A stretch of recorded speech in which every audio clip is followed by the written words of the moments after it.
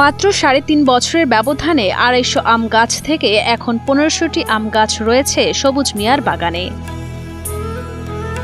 এমনকি আম বাগান থেকে ভালো ফলনও পেয়েছেন তিনি। এখানে প্রায় ২.৫ বিঘার মতো জমি আছে। এখানে ১৫০০ আম গাছ আছে বিভিন্ন প্রজাতির।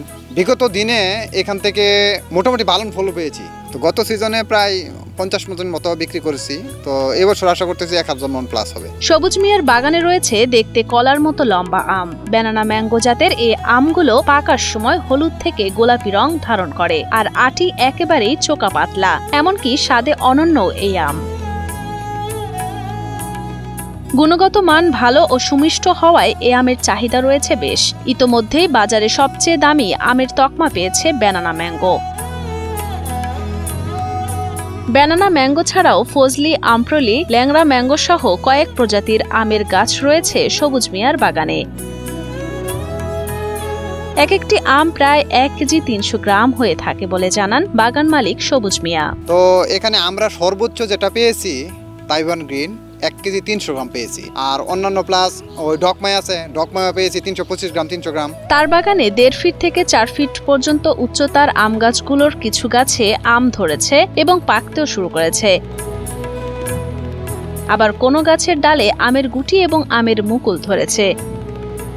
এসব গাছের যত্নের ব্যাপারে কিছু বিশেষত্ব জানান তরুণ এই কৃষি উদ্যোক্তা।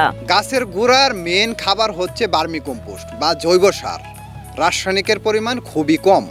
যদি কেউ রাসায়নিক ব্যবহার করে তো ওই গাছের দীর্ঘায়ু কমে যায় এবং গাছটা অচিরেই মারা যায়। কিন্তু যদি জৈব সার ইউজ করে তাহলে গাছটা অনেক দিন বেঁচে থাকে এবং অনেক দিন পর্যন্ত ফল দেয়। শুরুতে ৫ লাখ টাকা পুঁজি নিয়ে দেশি বিদেশি ২৫০ আম গাছ দিয়ে যাত্রা শুরু করেন গাজীপুর জেলার সাতখামার পশ্চিমপাড়া গ্রামের সবুজ মিয়া। অধিক পরিশ্রমের ফলে আজ তিনি সফল উদ্যোক্তা। এটা আমি ২০২৩ সালে ৫ লক্ষ টাকা পুঁজি নিয়ে এই গাছটা রোপণ করি। কারণ যেহেতু আম গাছগুলা বাহিরের কান্ট্রির, তো এগুলা উচ্চ দামের আর কি, সেহেতু মোটামুটি দামটা একটু বেশি তখনকার অনুযায়ী।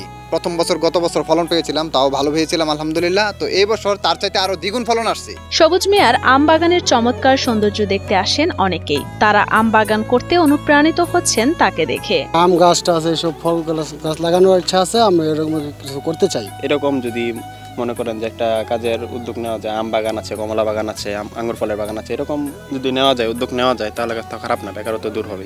দেশীয় আমের পাশাপাশি বিদেশি আমের চাষের জন্য বাংলাদেশের মাটি যথেষ্ট উপযোগী। বাগানের ফলন যাতে বেশি হয় সেই বিষয়ে সকল ধরনের সহযোগিতা করার আশ্বাসও দেন জেলা কৃষি সম্প্রসারণ অধিদপ্তরের উপপরিচালক রফিকুল ইসলাম খান। সুতরাং আমরা আশা করি যে আমাদের ব্লক পর্যায়ে উপসহকারী কৃষি কর্মকর্তা আছে, উপজেলাতে কর্মকর্তারা আছে, যে বাগানটা পরিদর্শন করে ওনারা সঠিক পরামর্শ দেয়, উনি নিশ্চয়ই লাভবান হবে।